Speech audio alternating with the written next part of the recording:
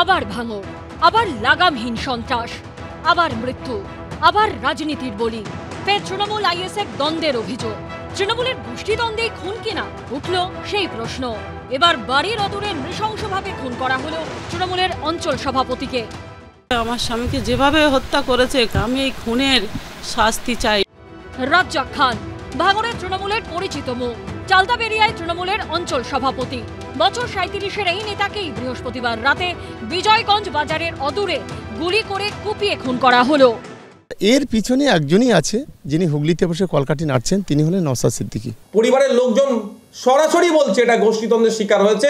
ওদের পরিণত তাই হবে, একে অপরকে মারতে মারতে চলে যাবে। তৃণমূল নেতাকে কারা খুন করলো, কারা খুন করালো, কি কারণে খুন করা হলো? তৃণমূল আইএসএফ রাজনৈতিক লড়াইয়ের জের, নাকি তৃণমূলের গোষ্ঠীদ্বন্দ্বে খুন হলেন তৃণমূলেরই নেতা?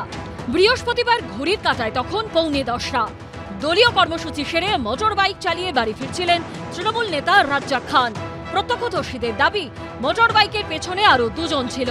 শিরিষতলার কাছাকাছি আসতে হঠাৎ ঝোপের আড়াল থেকে এলোপাথারি গুলি ছুটে আসে। সূত্রের খবর, সেখানে আগে থেকেই লুকিয়ে ছিল 4 জন আততায়ী। গুলিবিদ্ধ অবস্থায় রাস্তায় পড়ে যান তৃণমূল নেতা। মৃত্যু নিশ্চিত করতে ধারালো অস্ত্র দিয়ে ঘাড়ে মাথায় শুরু হয় এলোপাথারি আঘাত। আমি যথারীতি এসে দেখি আমার বোনাই লুটিয়ে পড়ে আছে, মানে ওর বিভৎসতা, ওর মাথার এখান থেকে কোপ মারা দাগ আছে, চোখটা বেরিয়ে আছে। প্রাথমিকভাবে মনে করা হচ্ছে যে এই যে ঝোপটি রয়েছে, এই ঝোপের পাশে একটি মেঠো রাস্তা রয়েছে। এই মেঠো রাস্তা দিয়ে যদি একটু এগিয়ে যাওয়া যায় তাহলে রাস্তাটি কিন্তু আচমকাই অনেকটা নিচে নেমে যাচ্ছে। যেখানে যদি কোনো দুষ্কৃতী লুকিয়ে থাকে, সেই দুষ্কৃতী লুকিয়ে থাকলে রাস্তার উপর দিয়ে কোনো বাইক বা কোনো লোকজন যদি হেঁটে যায় তাহলে কিন্তু তারা জানতেও পারবেন না যে এখানে দুষ্কৃতী লুকিয়ে রয়েছে। রাত্রে যখন বাজার থেকে ফেরে যদি পাড়ার কেউ ভাঙড়ে থাকে তাদেরকে নিয়েই সঙ্গে ফিরতেন। কালকে কে কে ছিল এখনো পর্যন্ত জানা যায়নি। দুজন ছিল বলছে, বাজারে যে সমস্ত দোকানদাররা দেখেছে বাড়ি ফেরার সময় যে বাইকে দুজন কেউ ছিল। না না, এমন কোনো হুমকি আমরা শুনিনি, আর রাজ্জাকদাও আমাদের সঙ্গে কোনোদিন এমন কিছু বলেনি। আমি খবর পেয়েছি রাত 10:10-এর দিকে। বাড়ি চলে যাওয়ার পরে খবর পেয়েছি এখানে কোপানো আছে ঘাড়ে, আর মাথায় গুলি লেগে আছে, ওখানটায় পড়ে আছে। আর দেখলাম গুলি খোলটোল পড়ে আছে, পুলিশ জায়গাটা ঘিরে দাঁড়িয়ে আছে। তৃণমূল নেতার আত্মীয় পরিজনরা জানাচ্ছেন, প্রতিদিন সন্ধ্যে 7টা, 7:30 নাগাদ বাড়ি ফিরতেন রাজ্জাক খান। বৃহস্পতিবার তৃণমূলের 3টে কর্মসূচিতে যোগ দেন। প্রথমে নিউ টাউন হাতিশালায়, তারপর বিজয়গঞ্জ বাজারেই পার্টি অফিসে দলীয় কর্মীদের সঙ্গে বৈঠক করেন। আর রাতে ভাঙড়ে তৃণমূলের একটি কর্মসূচি ছিল, যেখানে উপস্থিত ছিলেন ক্যানিং পূর্বের তৃণমূল বিধায়ক শওকত মোল্লা। রাত 9:30 নাগাদ শওকত কর্মসূচি সেরে বেরোতেই বাড়ির পথ ধরেন রাজ্জাক। আর 9:45 নাগাদ এই ভয়ঙ্কর ঘটনা। যিনি ম্যাগি আনবেন উনি বলল, হ্যাঁ মা আমি ম্যাগি আর ডিম নিয়ে এক্ষুনি যাচ্ছি। এবারে আছি থানায়, দাদা আছে শওকত মোল্লা, দাদা আছে, দাদা বেরিয়ে গেলে আমি চলে যাব। 9:30 দাদাও বেরিয়ে গেছে, আর উনিও বাড়ি ফিরছিল। উনি বাড়ি ফেরার পরে বাড়ি আর ফিরতে দেয়নি, ওখানেই দুষ্কৃতীরা ওখানে বসেছিল।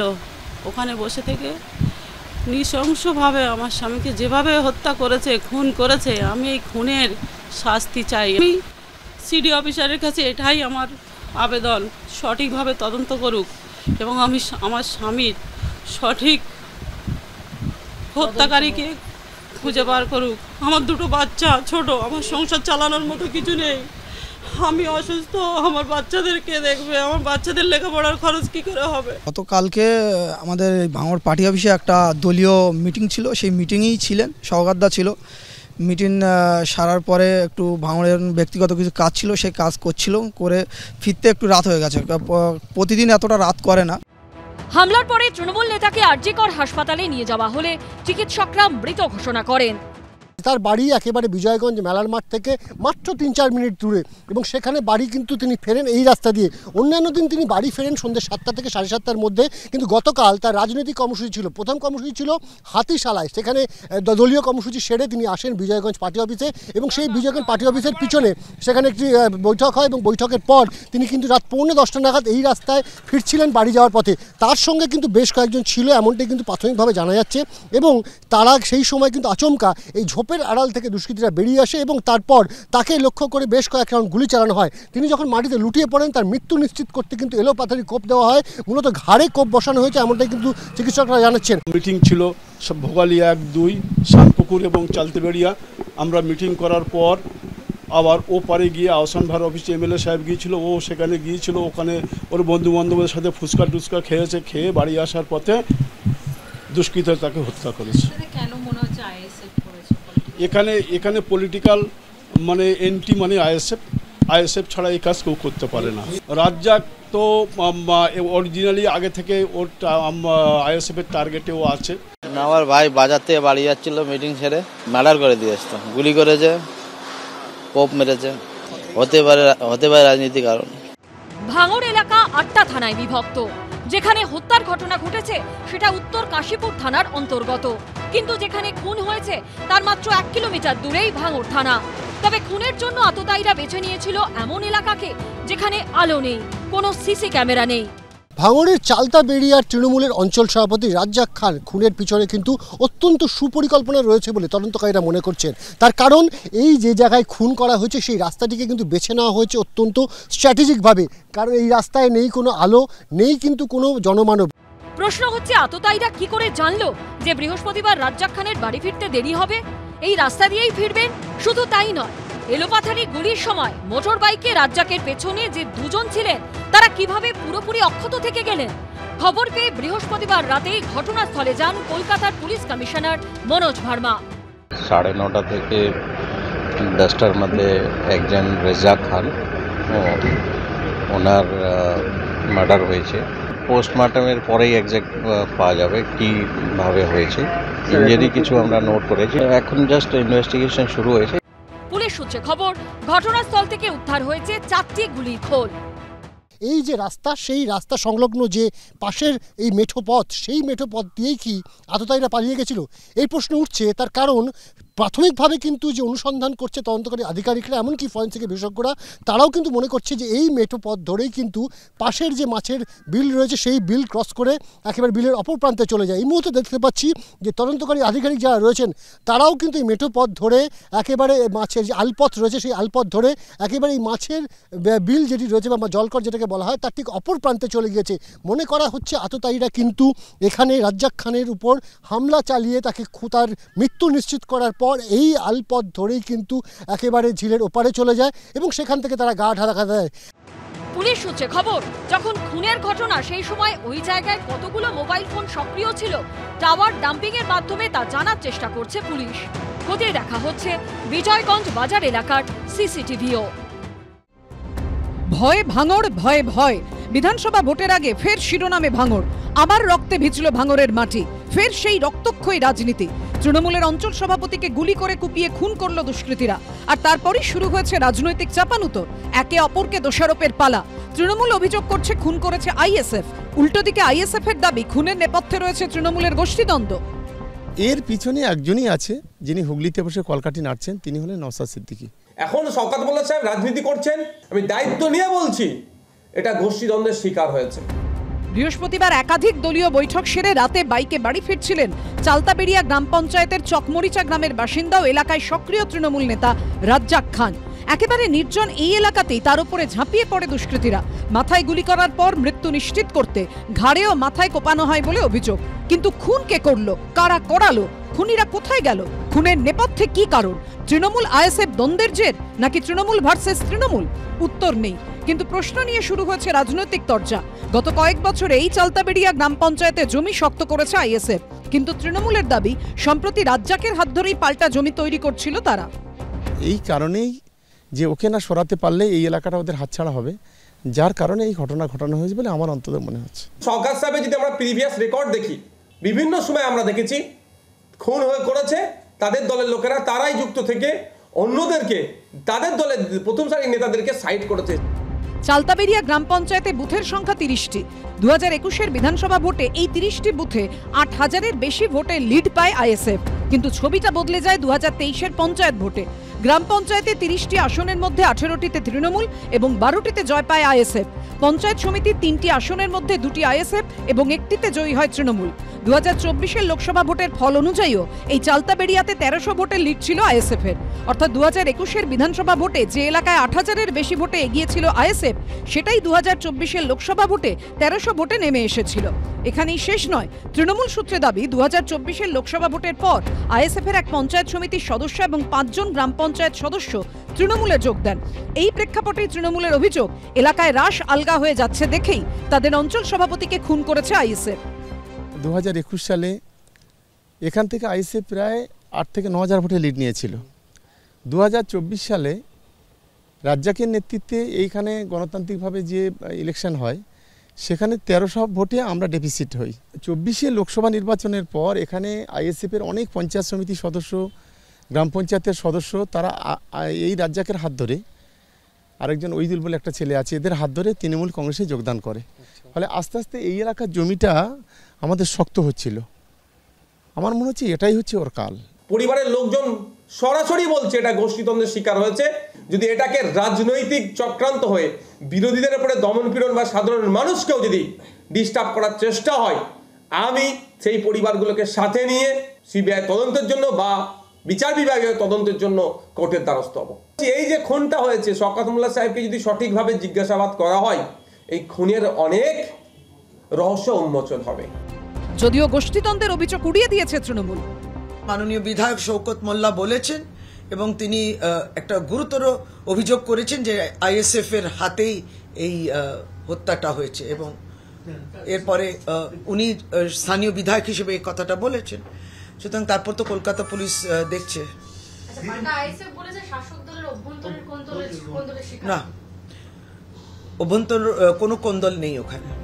পরিবারের দাবি প্রত্যেকদিন সন্ধ্যে 7:30 নাগাদ বাড়ি ফিরে যেতেন রাজ্জাক, কিন্তু বৃহস্পতিবার সন্ধ্যে থেকে পরপর দলীয় কর্মসূচি ছিল তাঁর। একটি কর্মসূচিতে উপস্থিত ছিলেন খোদ ক্যানিং পূর্বের তৃণমূল বিধায়ক শওকত মোল্লাও। পরিবারের দাবি অন্যান্য দিন সন্ধ্যায় বাড়ি ফিরলেও বৃহস্পতিবার রাত 9টা থেকে 9:30 নাগাদ বাড়ি ফিরেছিলেন রাজ্জাক। ওনার সাথে কেউ ছিল না, উনি একাই আসছিলেন। অন্য দিন লোক থাকে, কালকে ওর লোক ছিল না, তাই ও একাই আসছিলেন। গতকালকে আমাদের ভাঙড় পার্টি অফিসে একটা দলীয় মিটিং ছিল, সেই মিটিংয়েই ছিলেন, সওগাতদা ছিল। মিটিং সারার পরে একটু ভাঙড়ের ব্যক্তিগত কিছু কাজ ছিল, সেই কাজ করছিল, করে ফিরতে একটু রাত হয়ে গেছে। প্রতিদিন এতটা রাত করে না। রাত্রিরে যখন বাজার থেকে ফেরে যদি পাড়ার কেউ ভাঙড়ে থাকে তাদেরকে নিয়েই সঙ্গে ফিরতেন। তখনই রাস্তার নির্জন অংশে উঁত পেতেছিল দুষ্কৃতীরা। এখন প্রশ্ন, তৃণমূল নেতা রাজ্জাক খানের যে বৃহস্পতিবার রাতে ফিরতে দেরি হবে, সেটা দুষ্কৃতীরা জানলো কি করে? তাহলে কি তারই ঘনিষ্ঠ কেউ সেই খবর পৌঁছে দিয়েছিল? সর্ষের মধ্যেই কি ভূত? প্ল্যানিং করেই ঘটনাটা ঘটানো হয়েছে। জায়গাটা অত্যন্ত নির্জন, মানে এখানে একদম সমাজবিরোধীরা এই জায়গাটাকে বেছে নিয়েছিল এবং নিশ্চিতভাবে ফলো করছিল কেউ না কেউ। ফলো না করলে পিছন থেকে একেবারে সঠিক টিপস দেওয়া হয়েছে এবং সেই মতো কাজ হয়েছে। ওদের পরিণত তাই হবে, একে অপরকে মারতে মারতে চলে যাবে। নওশাদ বলছে এটা তৃণমূলের গোষ্ঠীদ্বন্দ্ব, তৃণমূলের দাবি নওশাদের দল করছে আইএসএফ। এরা দুজনেই বলতে পারবে, আরাগুলো বলতে পারবে, এদেরকে জিজ্ঞেস করলে এরা বলতে পারবে। এরা আমাদের কোনো স্টেক নেই, আমাদের লোকরা এসব করে না। আমাদের লোকদের মানসিকতাও নেই। আপনি ঢিল ছুঁড়ে দেন ও ফুল দিয়ে করবে। তৃণমূলের অঞ্চল সভাপতি খুনে যে এফআইআর দায়ের হয়েছে, সূত্রের খবর সেখানে আইএসএফ এর বিরুদ্ধে কোনো অভিযোগ করা হয়নি। অভিযোগ দায়ের করা হয়েছে অজ্ঞাত পরিচয় দুষ্কৃতীদের বিরুদ্ধে। যারাই খুন করেছে, এই খুনটা মেনে নেওয়া যায় না। সবাই বলেছে আইএসএফ করেছে, নিশ্চয়ই আইএসএফ করলে আইএসএফদের শাস্তি হবে, শাস্তি হওয়া উচিত বলে আমি মনে করি। পুলিশ সূত্রে দাবি, ভাঙড়ে নিহত তৃণমূল নেতার ময়না তদন্তের প্রাথমিক পর্যবেক্ষণ তাদের হাতে এসেছে, যেখানে দেখা যাচ্ছে নিহত তৃণমূল নেতার শরীরে 5টা গুলির ক্ষত মিলেছে। ঘাড়ের ডান দিকে 4 সেন্টিমিটার চওড়া ক্ষত চিহ্ন পাওয়া গেছে, যা ধারালো কিছুর আঘাতে হয়েছে বলে ময়না তদন্তকারী চিকিৎসকদের অনুমান। সব মিলিয়ে ভাঙড় আছে ভাঙড়েই। রাজ্জাক মোল্লা, আরাবুল ইসলাম, শওকত মোল্লা, নওশাদ সিদ্দিকী, ভাঙড়ের হত্যাকর্তা বিধাতা পাল্টায়, কিন্তু অশান্তি, সন্ত্রাস, রক্তপাত থামে না। কিন্তু কেন? খুন, সন্ত্রাস, জখম, রাহাজানি, বোমা, গুলি কি ভাঙড়ের ভবিতব্য? অতীতে বারবার অশান্ত হয়েছে ভাঙড়। পাওয়ার গ্রিড বিরোধী আন্দোলন থেকে পঞ্চায়েত নির্বাচনের সময় লাগামহীন অশান্তি, রক্তপাত। এরপর ওয়াকফ সংশোধনী আইনের প্রতিবাদে অগ্নিগর্ভ হয়েছে ভাঙড়। ভাঙড়ের একদিকে নিউ টাউন, আরেকদিকে উত্তর 24 পরগনার শাসন এবং মিনাখা। ভাঙড় বিধানসভার পাশাপাশি ভাঙড় থানার বেশ কিছু এলাকা পড়ে ক্যানিং পূর্বের মধ্যে। 2017 দোসরা জুন দক্ষিণ 24 পরগনার প্রশাসনিক বৈঠকে ভাঙড়ে অস্ত্র উদ্ধারের নির্দেশ দিয়েছিলেন মুখ্যমন্ত্রী। ভাঙড়ের ভেতরে এখনো তো অনেক আর্মস ঢোকানো আছে, আমি খবর জানি। বাইরের অনেক বন্দুক আর অনেক আর্মস রেখে দিয়েছে। এটা এনিহাও আমাদের রেস্কিউ করতে হবে, কারণ বোমা আর আর্মস নিয়ে খেলতে দেবো না। কিন্তু তারপরও ভাঙড়ে অশান্তি বন্ধ হয়নি। পঞ্চায়েত নির্বাচনের সময় ভোট হিংসায় শুধু ভাঙড়েই প্রাণ গেছিল 7 জনের। এই অবস্থায় মুখ্যমন্ত্রীর নির্দেশে 2024-এর 8ই জানুয়ারি কলকাতা পুলিশের আওতায় আসে ভাঙড়। কিন্তু তারপরও অশান্তি থামেনি ভাঙড়ে। এবার খুন হলেন তৃণমূলের অঞ্চল সভাপতি। ওনাকে মেরে মারার কারণ হলো এই অঞ্চলটা হলো তোমার চালতিবাড়ি অঞ্চল। এই অঞ্চলে ও নেতৃত্ব দেয়, ওই অঞ্চলের কনভেনার, দলটাকে দলের মতো করে, তাই ওকে মারার চক্রান্ত এবং মেরেই দিয়ে। এখানেই প্রশ্ন উঠছে, এখনই যদি এই পরিস্থিতি হয় তাহলে আগামী বছর রাজ্যে বিধানসভা নির্বাচনের আগে কি হবে? ভয় এবং আতঙ্কের বাতাবরণ তো সর্বত্রই তৈরি হয়েছে, আর সেটা তৃণমূল চাইছে। কারণ যত ভয়ের বাতাবরণ থাকবে ততই 26-এ সাধারণ মানুষ ভোট দিতে বেরোবে না। আর এটাই তৃণমূল চায়, মস্তান এবং সমাজ বিরোধীদের ভোটে আবার সরকার স্থাপন করতে চায়। আগামী নির্বাচন কি হবে আমরা জানি না, নির্বাচনের আগে আর কত লাশ পড়বে সেটাও আমরা জানি না। অনেকে ভয় পেয়ে দেয়ালে পিঠ থেকে গেছে অনেক বিরোধী দলের, তারা এই হিংসাত্মক ঘটনা সামনে নিয়ে আসতে চাইছে শেষ উপায় হিসেবে। নানা জায়গায় তৃণমূল কর্মীরা আক্রান্ত হওয়ার পেছনে একটা হতাশা কাজ করছে বিরোধী বেশ কিছু দলের মধ্যে, এবং বিরোধী দলের কিছু গুন্ডা, কিছু দুষ্কৃতিকারী তারা শেষ উপায় হিসেবে নিয়ে নিচ্ছে খতমের রাজনীতি, খুনের রাজনীতি। যেখানে মুখ্যমন্ত্রী 2017 সালে ভাঙড়ের পরিস্থিতি বলছেন, সেই পরিস্থিতির সঙ্গে 2025 সালে আজকের পরিস্থিতি যদি মিলে যায় তাহলে একটাই বটম লাইন হয়, পুলিশ কাজ করেনি। পুলিশের লোকদের আইন অনুসারে নিরপেক্ষভাবে দক্ষতার সঙ্গে কাজ করা উচিত, কিন্তু পুলিশ সেটা না করে শাসক দলকে সন্তুষ্ট করার জন্য শাসক দলের নেতাদের কথা শুনে পক্ষপাত দুষ্টভাবে কাজ করছেন, এবং তার ফলে এই পরিস্থিতির সৃষ্টি হয়েছে। আমি একটা উদাহরণ দিচ্ছি, যে মুর্শিদাবাদের উত্তরাংশে যে ঘটনা ঘটেছিল, সরকারি সম্পত্তি নষ্ট হয়েছিল, ভাঙচুর হয়েছিল, তারপর পুলিশের গাড়ি পোড়ানো হয়েছিল, তারপরে রাজ্যের এক মন্ত্রীকে আপনারা কি বলতে শোনেননি যে মুখ্যমন্ত্রীর অফিস থেকে তাকে ফোন করে আন্দোলনে যা হয়েছে তার জন্য সন্তোষ প্রকাশ করা হয়েছে? যদি ধরে নেওয়া যায় যে তিনি মিথ্যে কথা বলেছেন, মুখ্যমন্ত্রী এরকম বলেননি, তাহলে সেই মন্ত্রীর বিরুদ্ধে এখনো পর্যন্ত কোনো ব্যবস্থা নেওয়া হয়নি। কেন নেওয়া হয়নি? এই জন্যেই যে মুখ্যমন্ত্রীর অফিস থেকে এটা বলা হয়েছে, আর মুখ্যমন্ত্রীর অফিস থেকে এটা বলার অর্থ যে ওখানে যা ঘটেছে সেটাতে মুখ্যমন্ত্রীর অন্তত অনুমোদন ছিল। তো এই অনুমোদন যদি থাকে এবং অপরাধীদের হাতে, বিশেষ করে সেই অপরাধীদের হাতে যারা শাসক দলে আশ্রয় আছে, তাদের হাতে বেআইনি বন্দুক, গুলি, বোমা যে যথেষ্ট পরিমাণে আছে, এর আগে বারবার সেটা দেখা গিয়েছে, কলকাতাতে বারবার আগ্নেয়াস্ত্র, বেআইনি আগ্নেয়াস্ত্র নিয়ে লোক ধরা পড়েছে। ফলে এদেরকে ভোটের সময় রাজনৈতিক দলগুলি ব্যবহার করবে, কিন্তু তার মানে এই নয় যে অন্য সময় তাদেরকে। আপনি বলছেন ব্যবহার করবে, আপনার কি মনে হয় যে এখনও তারা যে কাজটা করছে সেটা কি সেই নিয়ন্ত্রণের, ব্যবহার করাও যদি নিয়ন্ত্রণ ধরি, সেই নিয়ন্ত্রণের বাইরে তারা বেরিয়ে গেছে? না, আমি এখনও মনে করি না। কারণ পুলিশ যদি চায়, মানে শাসক দল যদি না চায়, পুলিশ যদি না চায়, কোনো দাঙ্গা কয়েক ঘন্টার বেশি থাকতে পারে না। যেখানে মুখ্যমন্ত্রী 2017 সালে ভাঙড়ের পরিস্থিতি বলছেন, সেই পরিস্থিতির সঙ্গে 2025 সালে আজকের পরিস্থিতি যদি মিলে যায় তাহলে একটাই বটম লাইন হয়, পুলিশ কাজ করেনি। রাজ্যে পুলিশ কি করছে? শিষ্টকে দমন করছে আর দুষ্টকে পালন করছে। পুলিশের এই কাজ, যাদের লাথি মারার দরকার তাদের না মেরে যে অসহায় সদ্য চাকরিহারা তাদের পেটে লাথি মারছে। আর এখানে পুলিশ কি করছে, কখনো টেবিলের তলায়, কখনো দোকানের ভেতরে ঢুকছে, নিজেদের প্রাণ ভয়। আর আমরা কি করছি, আমরা বলছি এখানে না, সব ষড়যন্ত্র, সব প্ররোচনা, সব বহিরাগত। বহিরাগত কারা সুমন? ওই বাংলাদেশ থেকে আসা লাভলি খাতুন, যিনি এই মালদাতেই সম্ভবত পঞ্চায়েত সমিতির সদস্য, তিনি, নাকি শত্রুঘ্ন সিনহা, ইউসুফ পাঠান, তিনি এখন চা খাচ্ছেন, আর কীর্তি আজাদ বা সাকেত গোখালেরা, এরা বহিরাগত? এখন আসলে 26-এর ভোট আসছে, এখন এই অশান্তি এবং ভয়ের পরিবেশ ছড়িয়ে দাও। আমি নজরুল স্যারের সঙ্গে একেবারেই একমত। এই ভয়ের পরিবেশ ছড়িয়ে পশ্চিমবঙ্গে যারা হিন্দু বসবাসকারী তাদের ভয় দেখিয়ে দাও, যে ভয় পেলেই কিন্তু আমার কাছে আমার দুধেল গায়ে, আমার লেটেল বাহিনী, আমার লুঙ্গি বাহিনী আছে, তাদের নামিয়ে দেবো। আর কী সব ছবির কথা বলছিলেন না, আমি আবার পাল্টা একটা ছবি বলছি, আমাদের তৃণমূলের যিনি কলিগ রয়েছেন তাকে। দুর্গাপুজো হাওড়া, সিএ এর সময় মালদা, রামনবমী আবার হাওড়া, হোলি এই দোলের সময় বীরভূম, সিএতে আমরা দেখেছি গোটা বাংলা কিভাবে জ্বলেছে।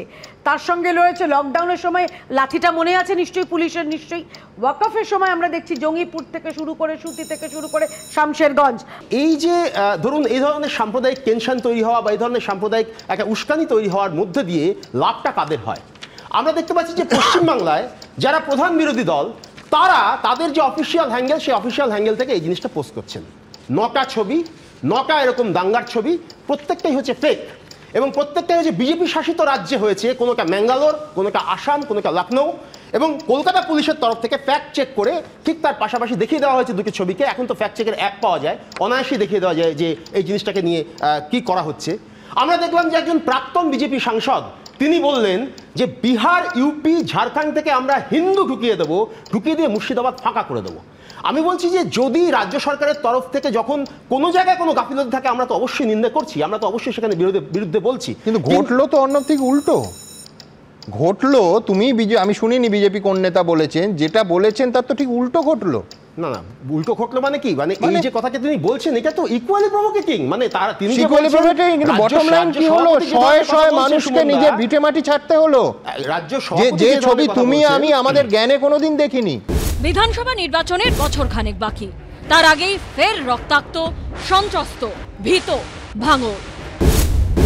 যার জেরে প্রশ্ন উঠছে, এখনই যদি এই অবস্থা হয় তাহলে বিধানসভা ভোট যত এগিয়ে আসবে তখন কি হবে? আর তৃণমূলের দাপুটের নেতা খুনের ঘটনা আরও একবার প্রমাণ করে দিল কলকাতা পুলিশের আওতায় এলেও ভাঙর আছে ভাঙরেই। খুব বিপজ্জনক হচ্ছে, এটা হতে পারে না। ভাঙর সেই ভাঙরই আছে, মরছে তৃণমূল, মারছে তৃণমূল, গোটা রাজ্য জুড়ে তাই চলছে। এবং ছিল বেঙ্গল পুলিশ, হয়ে গেল ক্যালকাটা পুলিশ। ক্যালকাটা পুলিশ মানে নবান্ন ডাইরেক্ট কন্ট্রোল, ওখানকার পার্টি চলে নবান্নের ডাইরেক্ট কন্ট্রোল, ওখানকার প্রশাসন চলে নবান্নের ডাইরেক্ট কন্ট্রোল। তো কলকাতা পুলিশ থেকে লাভ কি হলো? ইঞ্চিতে ইঞ্চিতে পুলিশ আছে, তারপর খুন, রাহাজানি, বোমা, তোলাবাজি, ভাঙচুর রোজ হচ্ছে। ফলে কলকাতা পুলিশ ব্যর্থ। যেভাবে মুখ্যমন্ত্রী তার বাহিনী সাজিয়েছেন এবং চলছেন, তাতে আর কাউকে লাগবে না, তৃণমূলই যথেষ্ট। তৃণমূলকে মারছে, তৃণমূল মরছে, তৃণমূল মারছে। এখানে আমরা দাঁড়িয়েছিলাম। পঞ্চায়েত ভোটের সময় মনোনয়ন পর্ব থেকে ফল ঘোষণা অবধি উত্তপ্ত, অশান্ত ছিল এই ভাঙর। ভোট হিংসায় শুধু ভাঙরেই প্রাণ যায় 7 জনের, বোমাগুলিতে প্রাণ যায় বিভিন্ন রাজনৈতিক দলের কর্মীর। 2023 সালে 15ই জুন মনোনয়ন পেশের দিন টানা 3 ঘন্টা ধরে অপারেশন চলে ভাঙরে। একের পর এক বোমা, গুলির শব্দে কেঁপে ওঠে ভাঙর। লাগাতার অশান্তিতে উত্তপ্ত ভাঙরে 2023-এর 26শে জুলাই কলকাতা পুলিশের একটি অনুষ্ঠানে ভাঙরকে কলকাতা পুলিশের আওতায় আনতে তৎকালীন পুলিশ কমিশনার বিনীত গোয়েলকে নির্দেশ দিয়েছিলেন মুখ্যমন্ত্রী। সিদ্ধান্ত নেওয়া হয় বারুইপুর পুলিশ জেলার কাশীপুর থানা ভেঙে উত্তর কাশীপুর ও পোলেরহাট এবং ভাঙর থানা ভেঙে ভাঙর ও চন্দনেশ্বর থানা গড়ার। এর মধ্যেই 2023 সালের সেপ্টেম্বরে ভাঙরের চালতাবেড়িয়া পঞ্চায়েতের পানাপুকুর এলাকায় হদিশ মেলে অস্ত্র ভান্ডারের। এদিকে ভাঙরে তৈরি হয় কলকাতা পুলিশের নতুন ট্রাফিক গার্ড। পাশাপাশি ভাঙরের নলমুড়িতে তৈরি করা হয় ডেপুটি পুলিশ কমিশনারের অফিস।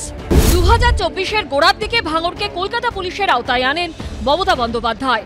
যদিও তারপরও 2024-এর লোকসভা নির্বাচনে 23-এর পঞ্চায়েত ভোটেরই রিপিট টেলিকাস্ট দেখা যায়। ভোটের আগে রাতভর বোমাবাজি, গুলি চালানোর অভিযোগ ওঠে। আর এবার 2026-এর বিধানসভা ভোটের আগে সেই ভাঙরেই রক্ত ঝরল তৃণমূল নেতার। ভাঙড়ে এই অরাজকতা তৈরি করেছে কারা? অরাজকতা তৈরি করেছে তো তৃণমূল। আরাবুল তার উদ্বোধন করেছেন। এখন শওকত মোল্লা আরও সব লোকেরা মিলে ভাঙড়কে অশান্ত করে তুলছে।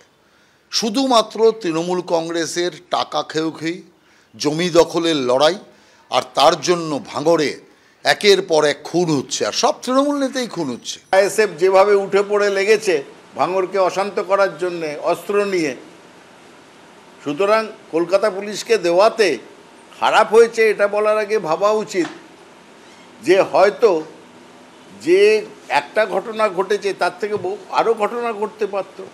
আইএসএফ সাংঘাতিকভাবে উঠে পড়ে লেগেছে অস্ত্র সহযোগে ভাঙড়কে অশান্ত করার জন্যে। ভাঙড়ে তৃণমূল নেতাকে খুন ঘিরে তোলপাড়ের মধ্যে মালদায় খুন তৃণমূল কর্মী। ইংরেজবাজারের লক্ষ্মীপুরে জন্মদিনের পার্টিতে তৃণমূল কর্মীকে কুপিয়ে খুনের অভিযোগ উঠল আরেক তৃণমূল নেতার বিরুদ্ধে। স্থানীয় সূত্রে খবর, দীর্ঘদিন ধরে তৃণমূল কর্মী আবুল কালাম আজাদ ও কাজীগ্রাম গ্রাম পঞ্চায়েতের সদস্য মাইনুল শেখ যৌথভাবে জমির ব্যবসা করতেন। বৃহস্পতিবার রাতে আবুল ও তার স্ত্রী সহ বেশ কয়েকজন একটি জন্মদিনের পার্টিতে লক্ষ্মীপুরে যায়। অভিযোগ, সেখানেই জমির ব্যবসা নিয়ে দুপক্ষের গন্ডগোল শুরু হয়। অভিযোগ, সেই সময় তৃণমূল কর্মী আবুলকে কুপিয়ে খুন করেন মাইনুল। বাধা দিতে গেলে আহত হয় তৃণমূল কর্মীর স্ত্রী সহ 3 জন। শুনলাম নাকি মাইনুল লোকজন দিয়ে মারধর করছে। কি করে? ল্যান্ডের ব্যবসা, মনে হয় পঞ্চায়েত সমিতির মেম্বার আছে, মারধর করে। তো ওর সঙ্গে যেগুলো ছেলে ছিল, আমার ছেলে গিয়েছিল ওখানে, জন্মদিনের অনুষ্ঠান ছিল, আমার ছেলেকে নিমন্ত্রণ করেছিল। এই রাত 11:30 ফোন করার পরে আর ফোন নাই, মোটামুটি 12:15-12টার দিকে ঘটনা ঘটতে লেগেছে। অলরেডি দুটা লোকই জমি সংক্রান্তে কাজ করে, ওর জন্য একটা অলরেডি প্রিভিয়াস গ্রাজ ছিল, আর তারপরে একটা পার্সোনাল ইস্যুও ছিল যে ডিসিজ আছে ওনার ওয়াইফ সঙ্গে, হয়তো যে অ্যাকিউজ আছে মাইনুল, আমার ফ্যামিলি আমার ছেলের সঙ্গে একটু রিলেশনশিপ জন্য একটা প্রিভিয়াস গ্রাজ ছিল। অভিযুক্ত মাইনুল শেখের বিরুদ্ধে ক্ষোভ উগরে দিয়েছেন ইংরেজবাজার ব্লকের তৃণমূল সভাপতি। আমি যখন 2023-এ ভোট করি, ওকে আমি টিকিট দিইনি। ও আমাদের দল থেকে পঞ্চায়েত সমিতি নির্বাচিত হয়েছিল 2018-তে, কিন্তু ওর নামে অনেক কমপ্লেন ছিল এবং ও জমির মাফিয়া, ও খুবই বাজে ছেলে। ওই জন্য আমি ওকে সাইড করেছিলাম, টিকিট দিইনি। তারপরে কার নেতৃত্বে কে বা কারা জয়েন করেছে আমি জানি না, যারা জয়েন করিয়েছে তারা তো জানে। এর মধ্যে সামনে এসেছে এই ছবি, যেখানে দেখা যাচ্ছে মালদা জেলা তৃণমূলের সভাপতি আব্দুল রহিম বক্সির হাত থেকে পতাকা নিয়ে দলে যোগদান করছেন মাইনুল। দলের সাথে কোনোভাবে দলের কেউ জড়িত আছে কিনা আমার জানে, পুলিশ তদন্ত করবে, কিন্তু যারা এই খুনের সাথে যুক্ত আছেন আমি পুলিশ প্রশাসনের কাছে আবেদন করব, তদন্ত করুন, তদন্ত করে তাদেরকে গ্রেপ্তার করুন আর দৃষ্টান্তমূলক শাস্তির ব্যবস্থা করুন। এই ঘটনাকে তৃণমূলের গোষ্ঠীদ্বন্দ্ব বলে তীব্র কটাক্ষ করেছে বিজেপি। যে খুন করেছে সে তৃণমূলের গ্রাম পঞ্চায়েতের সদস্য, যাকে মারা হয়েছে সেও তৃণমূলের সদস্য, অ্যাক্টিভ সদস্য। স্বাভাবিকভাবেই এটা গোষ্ঠীদ্বন্দ্ব, যেমন এটা কিন্তু যে ইললিগাল যে ব্যবসা তৃণমূল করছে তাদের সেই মুনাফা লাভের ভাগাভাগির গণ্ডগোল থেকে এই ঘটনা ঘটেছে। এই মালদাতেই চলতি বছরের 2রা জানুয়ারি ধাওয়া করে দোকানে ঢুকে গুলিতে ঝাঁঝরা করে দেওয়া হয় তৃণমূলের জেলা সহ সভাপতি দুলাল সরকারকে। ঘটনার দিনে জেলা পুলিশের ভূমিকা নিয়ে ক্ষোভ উগরে দিয়েছিলেন খোদ মুখ্যমন্ত্রী। আমার একজন পুরো সহকর্মীকে মার্ডার হয়ে গেল এসপির অপদার্থতার জন্য। মালদায় তৃণমূলের শীর্ষ নেতা খুনে গ্রেপ্তার করা হয় তৃণমূলেরই আরেক শীর্ষ নেতাকে। প্রায় 21 ঘন্টা ম্যারাথন জেরার পর গ্রেপ্তার করা হয় তৃণমূলেরই ইংরেজবাজারের শহর সভাপতি নরেন্দ্রনাথ তিওয়ারিকে। সেই মালদাতেই এবার তৃণমূল কর্মীর খুনের অভিযোগ উঠল তৃণমূল নেতার বিরুদ্ধে। আমরা প্রথম থেকেই বলছি, তৃণমূলের হাত থেকে তৃণমূলকে বাঁচানোর জন্য, তৃণমূল কংগ্রেস কর্মীদের প্রাণ বাঁচানোর জন্য এই সরকারটা যাওয়ার প্রয়োজন আছে। তো এখানে যারা আছে সমাজ বিরোধী খুনটুন যারা করে, তারা তখন সবাই তৃণমূল হয়ে গেছে, প্রত্যেকে তৃণমূলের পতাকা হাতে নিয়ে নিয়েছে। আর মালদার এই ঘটনা তো সর্বজন বিদিত, প্রত্যেকেই জানে তৃণমূলের আভ্যন্তরীণ লড়াইয়ের জন্য মালদায় এই খুনটা হয়েছিল। বিরোধীরা মুখ মুছে নানা রকমভাবে বাংলাকে অশান্ত করার চেষ্টা করে, মুখ মুছে তারপরে বলবে গোষ্ঠীদ্বন্দ্ব। মালদাতে একজন এমপি হচ্ছেন বিজেপির, একজন এমপি হচ্ছেন কংগ্রেসের। মালদায় বেশ কয়েকটা সিট আছে যেটা বিজেপি জিতেছে। তাহলে মালদার এই হিংসাগুলো তৃণমূল কংগ্রেস কর্মী হত্যার দায়ভার কেন বিজেপি নেবে না? মালদায় তৃণমূল কর্মী খুনের ঘটনার মধ্যেই কাশ্মীরের পর্যটন নিয়েও এবার পশ্চিমবঙ্গের রাজনীতিতে ঝড়। ভয়াবহ ছবিগুলোর একের পর এক পুনরাবৃত্তি দেখে একটা প্রশ্নই করতে হয়, এই দুষ্কৃতী রাজের শেষ কোথায়? কেন 2 মাসের কথা এখন বললাম? আমি বলছি বেশি অতীতে যেতে হবে না, ঠিক 2 মাস। গত 13ই নভেম্বর নৈহাটিতে মনে করুন তৃণমূল কংগ্রেস নেতা অশোক সাউকে রাস্তার ওপর ওই জগদ্দল থানার কাছে, আমার প্রতিনিধি আমার সহকর্মী মেপে দেখিয়েছিল, গুলি বোমায় নৃশংসভাবে ওই চায়ের দোকানের সামনে খুন করা হলো। 15ই নভেম্বর সুশান্ত ঘোষের ওপর ওই কসবায় হামলা হলো, রোজ জানি আলোচনা হচ্ছে। নতুন বছর শুরু হলো, একেবারে শুরুতেই 2রা জানুয়ারি মালদা জেলা তৃণমূলের সহ সভাপতি দুলাল সরকারকে নৃশংসভাবে খুন করা হলো। রাজ্য পুলিশ তৃণমূলেরই সহ সভাপতি নরেন্দ্র তিওয়ারিকে এই খুনের জন্য গ্রেফতার করলো। আমি ঠিক এই জায়গাটা সলিলদার কাছে আসবো। সলিলদা, সিসিটিভি ফুটেজগুলো দেখুন, এক তো যে কোনো সাধারণ মানুষ আতঙ্কিত হবেন, কিন্তু দেখে মনে হবে বার্তা একটাই, দুষ্কৃতীরা এলাকা শাসন করছে, কোনো ভয় নেই, কোনো তাড়া নেই, এমনকি ছবি উঠছে সে নিয়ে কোনো রকম ভয় নেই। এবং মৃত্যু নিশ্চিত করতে আজকের ছবি দেখুন, থেঁতলে থেঁতলে একজন মানুষকে, তৃণমূল এক কর্মীকে মারা হচ্ছে, নেতারা গুলিবিদ্ধ হচ্ছেন, ইত্যাদি ইত্যাদি। সকাল 10টা থেকে 10:30টার মধ্যে দিনের আলোতে তুমি দেখো অতগুলো লোক দুষ্কৃতকারী গিয়ে সোজা গুলি চালালো, থ্যাতলালো, মারলো। সেখানে মৃতদেহের গায়ে বুলেট ইনজুরি নেই, তাতে কার কি যায় আসে? Lynch to death. না কার কি না, তার থেকেও ভয়ঙ্কর, কোনো ভয় নেই, আনপ্রিভেন্টেড। এবং এটা শিলান্যাস অনুষ্ঠানে যেখানে সব আধিকারিকরা রয়েছে, দলে আধিকারিকরা রয়েছে, সাধারণ মানুষ রয়েছেন। শোনো, power provides wealth, wealth provides corruption. এই যে তোমার আকাশ ছোঁয়া দুর্নীতি না, আর হিমালয় ছোঁয়া তোমার করাপশনের দুর্নীতির উপার্জনের টাকা, দুটো ক্ষেত্রেই দুলাল সরকার বলে এ বলো, সব ক্ষেত্রেই কিন্তু অঙ্গাঙ্গিভাবে জড়িত উইথ দি পলিটিক্যাল পার্সোনাল। নিজেদের মধ্যে যে খাওয়া খাওয়াই না দ্বন্দ্বটা, তার মূল কারণ কিচ্ছু যে অর্থ আর পাওয়ার, ক্ষমতা।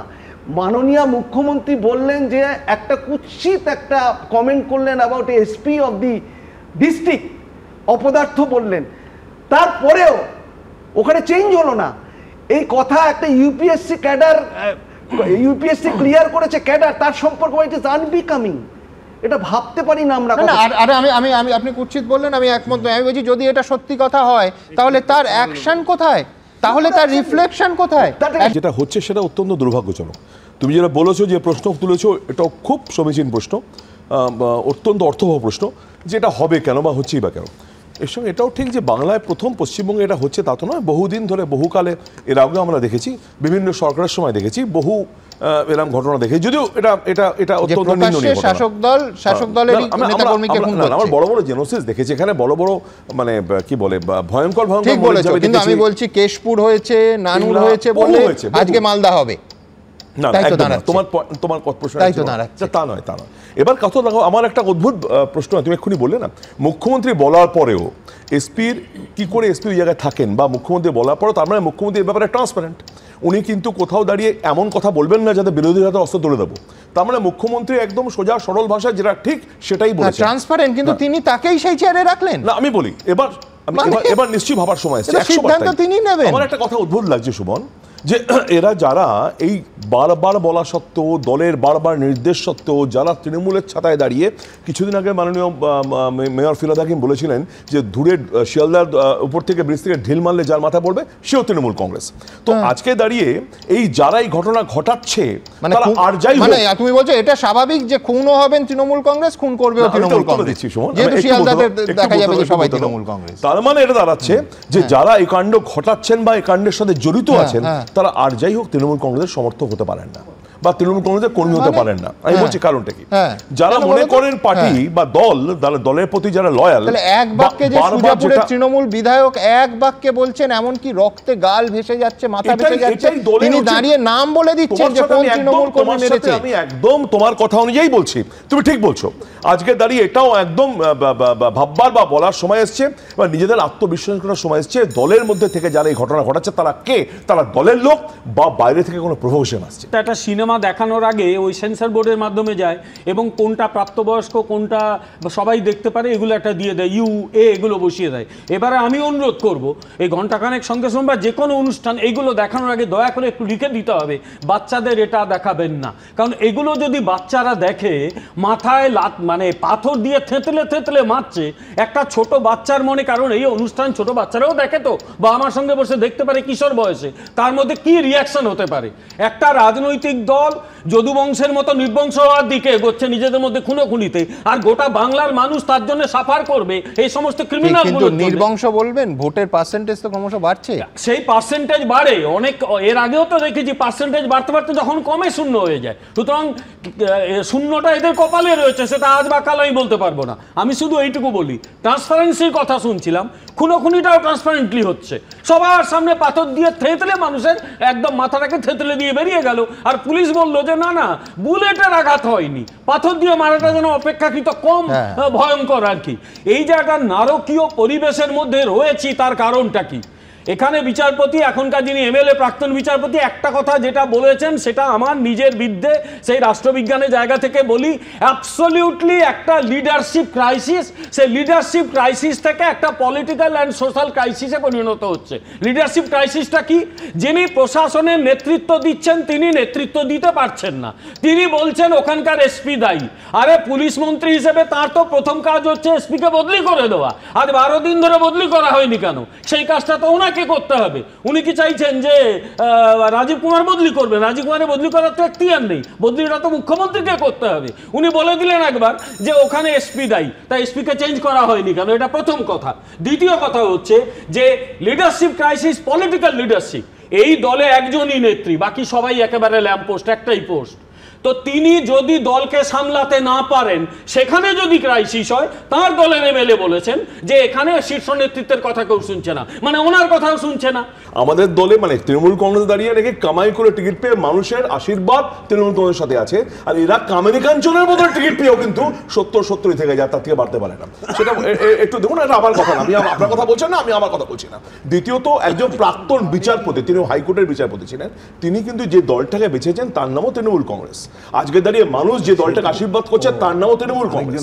আজকে দাঁড়িয়ে তুমি যে দলের সমর্থক নেতা কর্মীরা মারা যাচ্ছেন তারও নাম তৃণমূল কংগ্রেস। ঠিক আছে, এবার বলি, এবং মানুষ তাতে আশীর্বাদ বিশ্বাস রেখেছেন মমতা বন্দ্যোপাধ্যায়ের প্রতি, অভিষেক বন্দ্যোপাধ্যায়ের প্রতি। দ্বিতীয়ত এই যে বলছেন মমতা বন্দ্যোপাধ্যায় অভিষেক বন্দ্যোপাধ্যায়ের প্রতি বিশ্বাস রেখে রাস্তায় প্রকাশ্যে মাথা থেতলে খুন করা হচ্ছে, কি মানে? বললাম তোমাকে, আমরা দলের লোক কি না লোক সেটা তদন্ত হওয়া দরকার, কিন্তু আজকে দাঁড়িয়ে বারবার বলছেন 12 ঘন্টা হয়ে গেল, 12 ঘন্টা গ্রেফতার হয়নি। আজকে দাঁড়িয়ে মণিপুরে ওরকম একটা ন্যাক্কারজনক ঘটনা হয়ে গেল, সেই মুখ্যমন্ত্রী আজ অবধি পরিবর্তন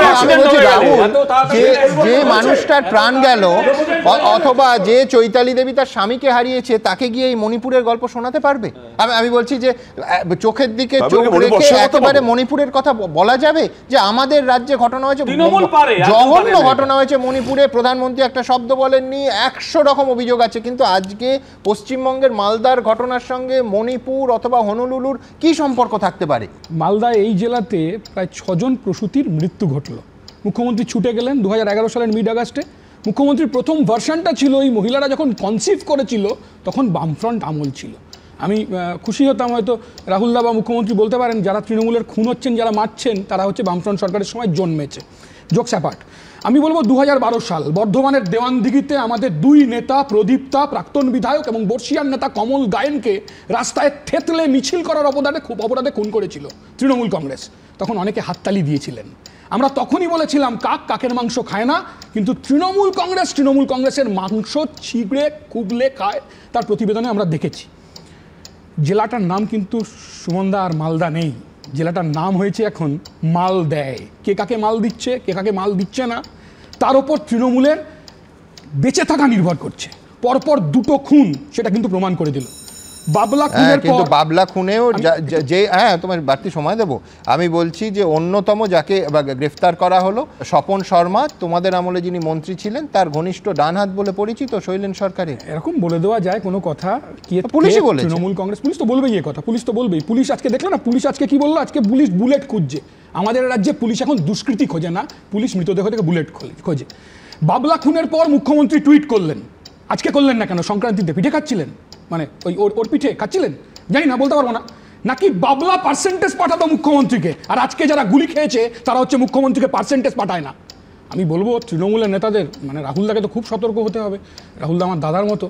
এখন তৃণমূলের নেতাদের বাঁচতে গেলে শুভময়দাকে নকল করতে হবে। শুভময়দার মতো জিরো ফিগার যদি তৃণমূল কংগ্রেস করতে পারে তাহলে টার্গেটটা করতে দুষ্কৃতীদের সময় লাগবে। তাই শুভময়দার মতো জিরো ফিগার করতে হবে, কিন্তু জিরো ফিগার করতে পারবে না। এখন তৃণমূল কংগ্রেসের নেতারা আপনারা জানেন যে জেলে যিনি আছেন আমার অঞ্চলের বিধায়ক, আমি খুব অল্প ভোটে তার কাছে হেরেছিলাম, ওনার তো জুতো ফিতে বাঁধার জন্য লোক লাগতো। এখন তৃণমূল কংগ্রেসের লোকেরা নত হতে পারেন না, কারণ নিজের জুতোর ফিতে বাঁধতে পারেন না। তৃণমূল কংগ্রেসে এখন সব হেভি ওয়েট। তৃণমূল কংগ্রেস এখন তৃণমূল কংগ্রেসের কেন কোনো রাজনৈতিক দলের একজন কর্মী, নেতা, সমর্থকের মারা যাওয়াটা ভয়ঙ্কর, কেন পুলিশ আটকাতে পারে না রাহুল? না, আমি জিজ্ঞেস করবো এই যে বললো না যে এক্ষুনি, আমি ছোট্ট কথা বলি, নিশ্চয়ই তালডাংরার মনোরঞ্জন পাত্র খুনের জন্য অভিযুক্ত জেল খেলেছে, সে কত পাঠাতো বুদ্ধবাবু? এটা আমার জিজ্ঞেস করতে হবে। এই যে বলছে না পাঠাতো, তো এটা কৌস্তব বলতে পারবে। প্রথম কথা এটা ঠিকই যে কেন আটকানো যাচ্ছে না। আমি তোমাকে বললাম আবারও, যারা যারা পার্টির কথা বলে তথাকথিত মানুষ, এবং তুমি অর্থনীতির কথা বললে আমি মানছি, এটা অর্থনীতিটা কিন্তু আমি ধরে নিচ্ছি পার্টির লোক মারেনি, সুপারি কিলার মেরেছে, তাকে কেন আটকাতে পারছেন না? অর্থনীতির কথা যেটা বলছো, বিধায়ক বলছেন যে পুলিশের ইন্টেলিজেন্স নেই। কোথাও ডেফিনেটলি অর্থের ব্যাপার আছে, কিন্তু সেটা শুধু তৃণমূল কংগ্রেস ওরিয়েন্টেড নয়। আমার কথা হচ্ছে সেখানে দাঁড়িয়ে 5 টাকা আসে রাহুল, 5 কোটি একদম না, পুলিশের হয়তো সমবায় নিয়ে এই মারপিট হয়। আমি লোকসভা বিধানসভা বাদ দিচ্ছি, আচরণ করছে তা নয়, ঠিক আছে, বিজেপি মনোরঞ্জন পাত্রকে মিথ্যে মামলায় ফাঁসানো হয়েছে। আমি বলছি 2010 সাল শোনেন, আশুতোষ কলেজের বাইরে ওদিকে শবন করে খুন হয়ে গেল, সৌভিক হাজার চোখ চলে গেল। আমি বিদেশে আমার মামলা হয়েছিল, বহু মিথ্যে মামলা ফাঁসানো হয়েছিল। আমি দেখা এই ভায়োলেন্সটা তো কোনো বিচ্ছিন্ন ঘটনা নয়, গোটা আমাদের পশ্চিম বাংলা সমাজ এবং রাজনীতিতে যা যা ঘটছে এটা তারই একটা অংশ। हमारा पुलिस लोग फिर जाए कश्मीर में, डरने का बात कुछ नहीं है। जहां मुसलमान आबादी है उसमें मत जाओ, कश्मीर जाना है तो जम्मू जाओ। দিগন্ত বিস্তৃত সবুজ চাদরের গালিচা, পাহাড়ের গা বেয়ে মেঘের উকি ঝুঁকি। ভারতের ভূস্বর্গ জম্মু কাশ্মীর গোটা দেশের পর্যটন প্রেমীদের প্রথম পছন্দের জায়গা। কিন্তু 22 এপ্রিল পেহেলগাঁওয়ে নারকীয় সন্ত্রাস হামলা গ্রাস করেছিল ভূস্বর্গকে। হিন্দু নারীর সিঁদুর মুছে দিয়ে স্বামীর রক্তে সিঁথি রাঙিয়ে দিয়েছিল। অপারেশন সিঁদুরে তার যোগ্য জবাব দিয়েছে ভারতীয় সেনা।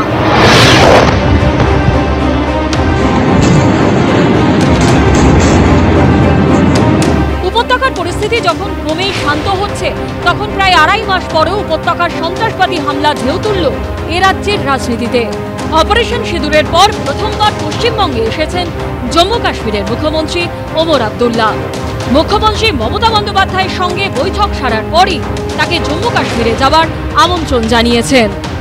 मैंने इनसे गुजारिश की है कि 2-3 दिन निकाल के जब मौका मिले तो जरूर कश्मीर आए, क्योंकि मैंने कई बार मैं दीदी का मेहमान रह चुका हूँ।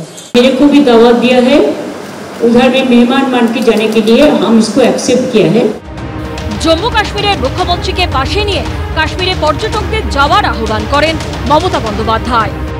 हमारा पुलिस लोग फिर जाए कश्मीर में, डरने का बात कुछ नहीं है।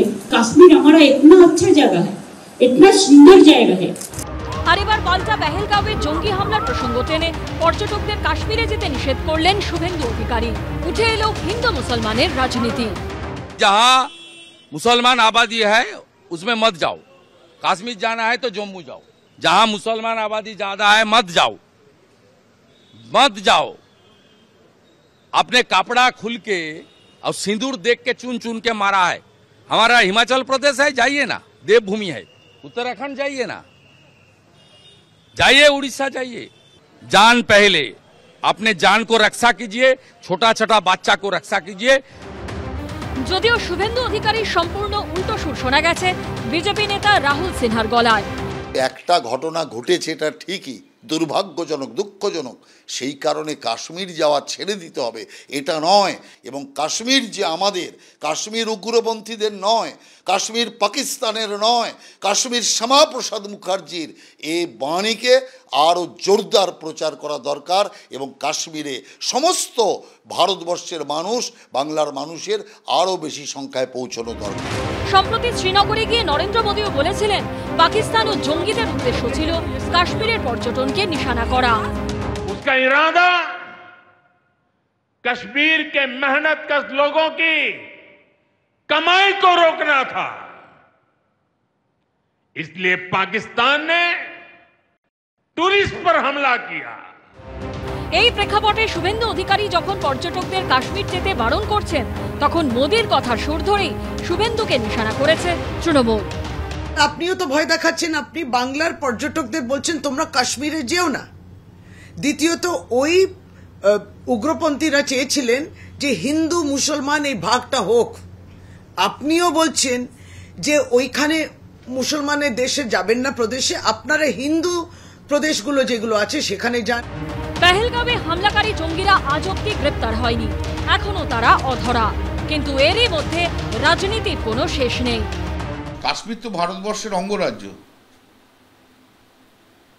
পাকিস্তান তো বলছে যে ভারতীয়রা কেউ যেন কাশ্মীরে যায়, তাহলে ওনার কথাবার্তা তাহলে পাকিস্তানের কথাবার্তার সঙ্গে মিলে যাচ্ছে। উনি কি পাকিস্তানের চর নাকি এখানে? পেহেলগাঁওয়ের সন্ত্রাসী হামলা কাটিয়ে ছন্দে ফিরছে উপত্যকা। জম্মু কাশ্মীরের উন্নয়নের বার্তা দিচ্ছেন প্রধানমন্ত্রী। অপারেশন সিঁদুরে কোমর ভেঙেছে জঙ্গিদের, কিন্তু উপত্যকার পর্যটন নিয়ে তোলপাড় বঙ্গ রাজনীতি।